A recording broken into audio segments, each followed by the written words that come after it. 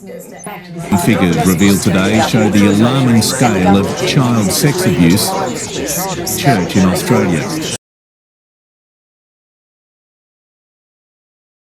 Hi guys, welcome to the JW Untold Truth channel again. So this is day 1 part 4. We've gone through so much already, but this time BCB, she's gonna give evidence by herself of what she went through with the abuse and how the elders responded. She's gonna give evidence as well of how everything developed, how she was abused, how she came to be involved with the Jehovah Witnesses, Neil's family. So let's check this video and let's have a look at the end of this video. We're gonna check the handwritten letter from BCB she gave to one of the elders. So I will post that at the end. So hope you guys enjoy this video, and let's keep checking the Australian Royal Commission. It's gonna be lots of videos, and I actually remember what happened to me while this was going at the Royal Commission 2014. I was still at Jehovah Witnesses back then, and I was questioning these sort of things. Like, I was telling my friends, like, oh, you know, what's really happening at the Australian Royal Commission? And most of them will be like, no, don't worry about it, you know, you don't need to know about these things, you know, most of the things are lies, and, you know, making all these excuses. And actually, it's some good friends of mine that, well, now they're not, obviously, because, you know, the shunning policy. I was, you know, sort of sharing the information that I was sort of hearing about these cases, and then the excuse that they had was that I hope that the outcome of these sort of things is that the governing body will actually change some of the rules or some of the procedures that the Jehovah Witnesses follow. But, you know, we're still the truth religion. I was like, really? This doesn't make really sense, you know? Like, how can we, you know, say that we are the true religion while this is actually happening, and then you actually telling, you know, saying, confirming that this is actually wrong, and then you're hoping that this will change the governing body's stance on many things. But yeah, that was like a weird kind of reasoning on my own opinion anyway. Alright, enough chatting. So let's have a look at the video, and thanks for following along. Cheers. It was necessary for you to to be sworn. You take an oath on the Bible or an affirmation? An oath on the Bible. The Bible. Now, I think there's a Bible there, which is yes. Yeah. Could you take that in your hand, please, and stand and repeat after me. I swear by Almighty God. I swear by Almighty God. That the evidence I shall give in this Royal Commission. That the evidence I shall give in this Royal Commission. Shall be the truth. Shall be the truth. The whole truth. The whole truth. And nothing but the truth. And nothing but the truth. Yes, thank you. Take a seat, please. I'd ask you, BCB, to read your statement, perhaps commencing at the third paragraph. My full name is BCB. I was born on redacted 1967, and I'm 47 years old. I am married to BCC, and we have 2 daughters. I was formally baptised as a Jehovah's Witness when I was 18 years old. In 1977, when I was about 10 years old, my mum became a Jehovah's Witness. My dad and I were quite close up until I was about 10 years old. However, when I started attending Jehovah's Witness meetings with my mum, we drifted apart emotionally. My dad wasn't a Jehovah's Witness and never attended Jehovah's Witness meetings with us. He never stopped my mum, my brother or me from attending Jehovah's Witness meetings. In or around 1979, my mum and dad decided that I should go to high school in Narrogin. Because I was at school in Narrogin, my mum decided to join the Narrogin congregation of Jehovah's Witnesses. My mum, brother and I attended meetings there every Wednesday, Friday and Sunday. I first met Bill and Bronwyn Neil and their children at a large Jehovah's Witness party in or around 1979 when I was about 12 years old. Bill and Bronwyn had a daughter named BCE, who was 2 years younger than me. BCE and I became very good friends. In or around 1980, Bill Neal was one of 2 elders at the Narrogin congregation. At the time, I understood that Bill's position as an elder gave him authority in the Jehovah's Witness community. The other elder in the Narrogin congregation at the time was Jack Shaler. Between about 1980 and 1986, I spent a lot of time with BCE at the Neal family house. I used to stay at BCE's house at least once a week. Often I would attend the Friday night book study meeting led by Bill at the Neal's house, and then stay over at the Neal's house until the Sunday meeting at the Kingdom Hall. I used to call Bill Uncle Bill.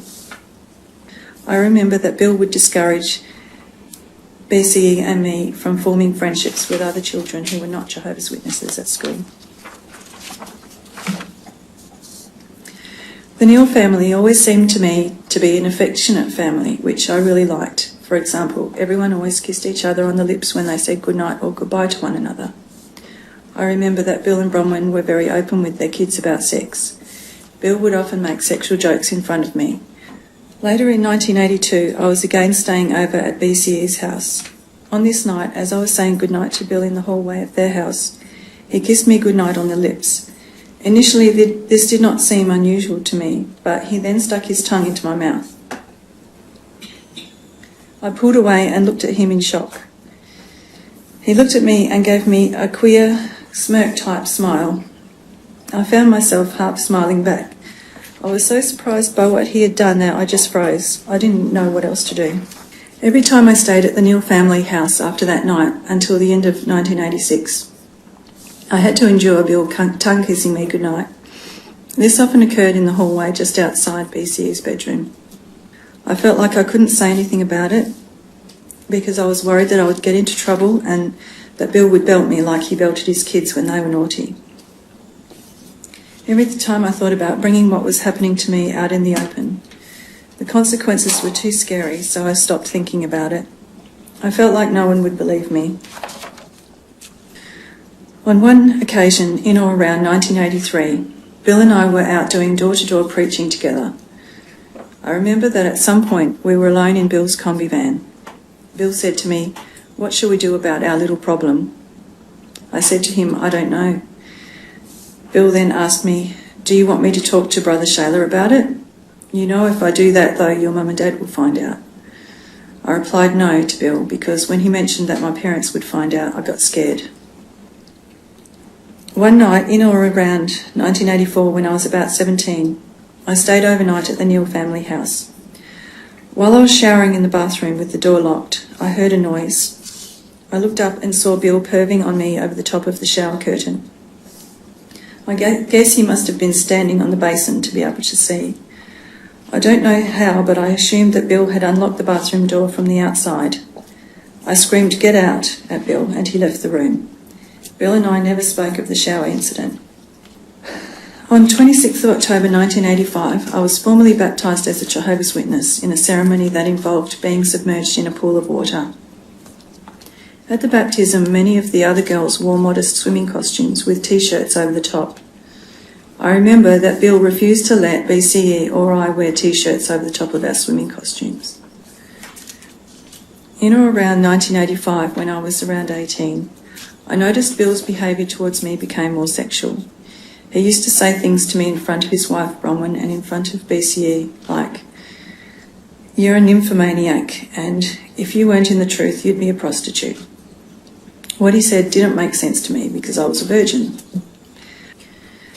One day in the summer of 1985-86, while I was in the pantry in the kitchen of the Neal family house, Bill came in, shut the door and started kissing me. As I was older by then, I felt able to try and resist his kissing. Bill yelled at me and said to kiss him. He pushed me up against the wall and told me to pull my dress up so he could see my underwear. Thankfully, someone came into the kitchen at that point, and Bill stopped and left me alone in the pantry. After I left my job, redacted, I moved into the Neal's house for a couple of months while I was looking for a new job in Narrogin. BC was still living at home when I moved in with the Neal family. One day, at the end of 1986, when I was 19, I had been having a shower in the family bathroom at the Neal's house. Although the rule in the Neal's house was not to lock the bathroom door, I used to lock the door because I wanted my privacy. That day, I had just stepped out of the shower and was naked when the door suddenly opened and Bill walked in. I don't know how Bill unlocked the door. I guess that he may have unlocked it with a knife or even his fingernail. I know that Bill didn't walk in by accident because of the way he quickly opened the door, closed it again behind him, and stood against it, trapping me inside. Bill then told me, sit on the floor and open your legs. I didn't want to do what he was asking, but his manner was very threatening. I felt humiliated and scared.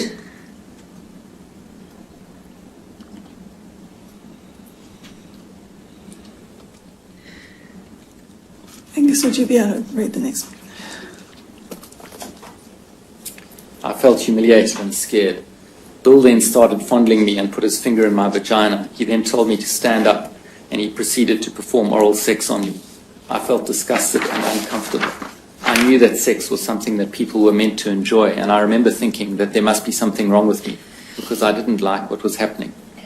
The next day I was lying in bed in my room, feeling sick, when Bill came into the room. He said to me, "Did you like it?" I assumed he was referring to the bathroom incident.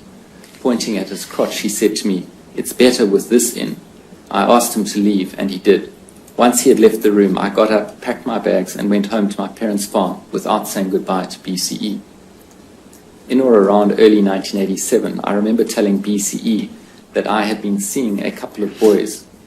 Not long after I told her that, BCE told me that Bill wanted to talk to me about my relationship with boys. She told me to meet Bill at the Neal family house.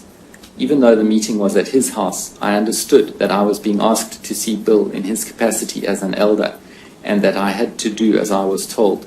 I would never have chosen to speak to Bill about my relationships with boys otherwise.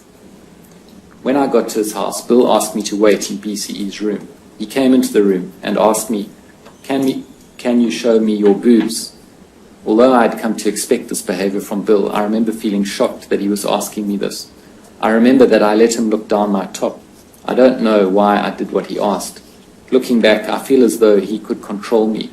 Bill then said to me something like, "Can you make yourself orgasm?" I said yes, and he replied to me, "I thought so, you dirty bitch." In 1989, I told my now husband, BCC, that Bill used to kiss me. I dreaded telling him, and I couldn't bring myself to tell him any more detail about what happened than this. When I told him, he started asking me questions about what exactly had happened, and I said to him, "Don't worry, it's all over now." I didn't want to say anything more because I was scared that BCC would tell someone. Later, in around 1991, a Jehovah's Witness acquaintance of mine, BCF, told me that she had been abused by her uncle and that she had tried to commit suicide. I told her what happened to me, but I didn't mention any names. Somehow she guessed that I was talking about Bill. I freaked out and asked her not to tell anyone. Okay. I guess that BCF did tell others in the congregation, as a week or so later, a young elder from the congregation called Max Hawley came to speak to me. Initially, I had no idea why he'd come to see me, but he eventually revealed that he'd come to talk to me about Bill and me. When he said this, I burst into tears. I told Max about most of what Bill had done, but I couldn't mention the final bathroom incident when Bill had had oral sex with me. I was so ashamed. Max was very kind and supportive. He told me that what had happened was not my fault and that I shouldn't blame myself. Soon after, Max arranged a meeting with Bill, BCC and me at my house. I don't remember anyone explaining the purpose of the meeting to me.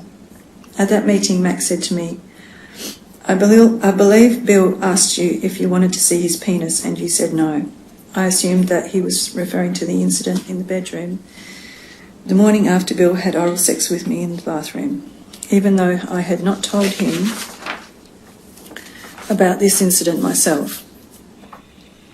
Bill looked at me and said, "Don't you think I was joking?" And I said, "I don't know. I didn't understand why someone would joke about that sort of thing." Nobody at the meeting said anything about Bill's comment. I still don't understand why no one at the meeting told Bill that he shouldn't joke about those sorts of things. I didn't feel comfortable talking while Bill was in the room. After that first meeting, I felt like there was a lot of stuff I had been unable to say in front of Bill. I decided to go to Max's house after the meeting to clarify things. As a result of our conversation at his house, Max organised a second meeting at my house. The second meeting was attended by Max Hawley, Doug Jackson, Bill, my husband, BCC, and me. Doug Jackson was the circuit overseer for the Narrogin congregation. Max told me this meeting was a committee meeting. I was not aware at the time what the purpose of the meeting was or why Doug Jackson was attending. During the committee meeting, Bill was defensive. He said that I used to wear revealing clothing. I remember that Doug Jackson made it quite clear to both of us that the church has never allowed the victim's clothing as an excuse. Throughout the meeting, Bill looked at me defiantly. I felt like he was challenging me to tell the full story of what he had done. I felt uncomfortable and could not bring myself to tell the elders everything that had happened. I felt like I was still Bill's victim. I was still so scared of saying anything that would get me or Bill into trouble. I remember that at one point in the meeting, Max said to me, "Is there anything else you wish to tell us?" I remember looking across the room at Bill and saying no. It was already very hard to talk about sex in a room full of men. It was especially hard to talk about what Bill had done to me while he was sitting there in front of me. I didn't feel like it was a safe environment, and I was scared of what the consequences would be if I told the whole truth. Perhaps if a sister who I was comfortable with had been there too, it might have been easier. At the end of the meeting, the elders asked Bill to say something to me, so he said, "I'm sorry." I took that to mean that he was sorry for everything that had happened, although his demeanour was not in any way remorseful, and I could tell that he wasn't sorry. Nobody explained to me what the outcome of the meeting was or if anything would happen to Bill as a result of what I had reported. After the meeting, Doug Jackson gave me a magazine article that had been published by the Watchtower a few years before. He encouraged me to read through it. The article was about child sexual abuse. At the time, I don't think I had thought of what had happened to me as child sexual abuse because Bill hadn't had sex with me. But reading that article made me realise that what happened to me was child sexual abuse. I don't remember discussing contacting the police with anybody at that time either, before or after the committee meeting. Not long after the committee meeting, Bronwyn Neal rang me and asked me about my conversation with BCF. I said to Bronwyn, "BCF told me that she had been abused by her uncle, and I told BCF what had happened to me." Bronwyn said to me, "Bill didn't abuse you." I got scared, so I said to Bronwyn, "I didn't actually say that." What I told Bronwyn was true. I had never actually used the word abuse when I spoke to BCF or during my discussions with elders, as I hadn't understood at the time that I had been abused. As soon as I got off the phone to Bronwyn, I rang Max Hawley to tell him about what Bronwyn had said to me. He told me that he'd sorted it out. Later that day, Max rang me back and said to me, "BCB, the Neals have asked that you not tell any more people about Bill out of respect for the family." I respected Max and did as I was told. I didn't tell anyone else about what had happened to me, not even my best friend at the time. Thinking back, I now see that I was being asked to respect the man who had done those things to me, but nobody was offering me any respect or proper support. A few weeks after the committee meeting, the elders announced to the congregation that Bill had stepped down as an elder. I was sitting in the congregation at the time. The elders did not announce to the congregation why Bill was standing down. Although I understood the reasons for privacy, I have since felt that people in the congregation should have been warned about someone like Bill. After the committee meeting, I don't recall being offered any support by Doug Jackson or Max Hawley, though it's possible that they may have said something to me. Overall, however, I remember that I didn't feel supported. No one in the congregation talked to me about what had happened to me, and Bill's wife, Bronwyn, ignored me for some time. This was especially hard because I loved Bronwyn like a mother.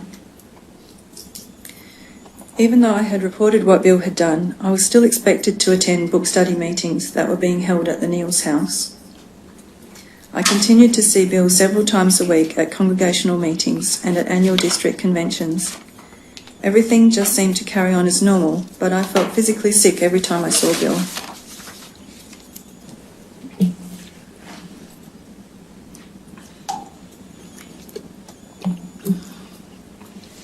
I continued to attend the Narrogin congregation for 3 more years and continued to see Bill at meetings during this period. In 1994, I moved out of the area and started attending a different Jehovah's Witness congregation. I understand that Bill has since died, although I don't know when. I still consider myself to be a Jehovah's Witness, and until very recently attended meetings at the Redacted congregation in Western Australia. In or around December 2012, I provided a written statement to 2 elders in the Redacted congregation. Their names are Joe Bellow and David Wood. The statement summarised Bill's sexual abuse of me. I provided Joe and David with my statement as I thought that others might have also been abused by Bill and that my statement might be able to help support their cases. In or around July 2014, Joe Bellow came to visit BCC and me at my house on an unrelated matter. During this visit, I raised the subject of Bill's sexual abuse of me and told Joe that I was considering reporting my story to the Royal Commission. Around the same time, Joe Bellow rang and had a conversation with BCC on the phone. During the conversation, Joe said to BCC, "You should ask BCB if she really wants to drag Jehovah's name through the mud." When BCC told me what Joe had said, I felt upset. It was not me that gave Jehovah a bad name, it was Bill. For some time after the visit from Joe Bellow, I was quite upset. My mother encouraged me to write down my feelings, so I wrote a note recording my feelings at the time about Bill's sexual abuse of me, the response of the elders at Narrogin congregation, the response of the elders at the Redacted congregation, and my reasons for reporting my story to the Royal Commission. Sometime after, my mother handed this note to David Wood, one of the elders in the Redacted congregation.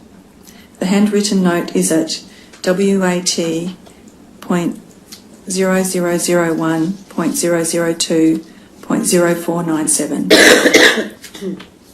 In around September 2014, I contacted the Royal Commission and reported my story. I have huge feelings of guilt about coming forward with my story. I feel as though I am betraying the Jehovah's Witnesses and bringing reproach onto them. When I speak to officers at the Royal Commission, my chest gets tight. I have heart palpitations and I have difficulty breathing because of my anxiety about the betrayal. Since reporting my story to the Royal Commission, I have stopped attending meetings at Redacted congregation. I am sad about this because it means that I no longer see a lot of my friends from the congregation. Telling my story to the Royal Commission has brought up a lot of feelings of anger in relation to what Bill did to me and the way I have been treated by the Jehovah's Witnesses.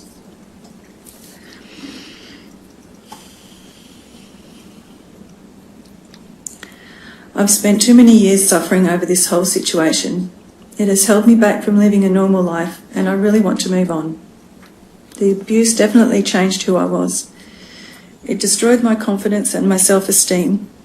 Even though the sexual abuse stopped when I was 19, I have continued to feel like Bill's victim well into my adult life. I continued to keep Bill's sexual abuse of me a secret for a long time. Over the years of our marriage, I have told BCC more detail of what happened with Bill. It wasn't until just before my nervous breakdown, that's about 12 years ago, that I finally confided fully in some of my friends. Once I started talking about what happened, it was like opening a can of worms and I became very ill. I was lucky to get help from a wonderful psychiatrist. I've had a lot of therapy to address what Bill did to me, but I still have trouble feeling a sense of closure about what happened. I still feel that Bill was never made to face any consequences for what he did to me. I felt like Bill's position as an elder contributed to his power over me. I now think that I was brainwashed into thinking that speaking to people outside the church or to the worldly people would bring reproach upon Jehovah's name. I think that had I been allowed to speak to other non-witness non-Jehovah's Witness children at school, maybe someone might have reported what happened to me and I wouldn't have become the victim that I feel I am now. As Bill is now dead, I don't have to worry about seeing him at Jehovah's Witnesses conventions anymore. I still struggle with my thoughts and feelings about the abuse, but I have an amazing group of spiritual sisters and friends, as well as my lovely husband BCC and my 2 beautiful daughters. I would like to see a number of things change in the way that the Jehovah's Witnesses deal with child sexual abuse. First of all, I would like the Jehovah's Witnesses to take allegations of child abuse more seriously and report them to the police. I also think that those victims that are brave enough to report to elders should be properly supported and protected. I definitely did not feel protected when I disclosed my abuse to Max Hawley and Doug Jackson in 1991. I found the experience of reporting my abuse to a room full of men, including the man who had abused me, very distressing.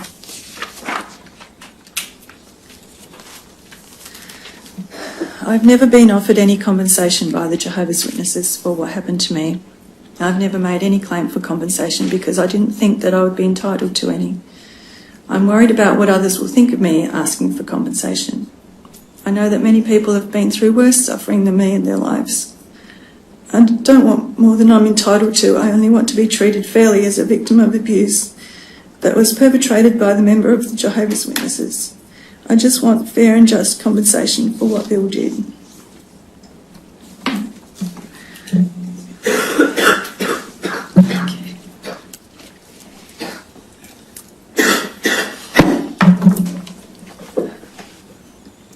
Thank you.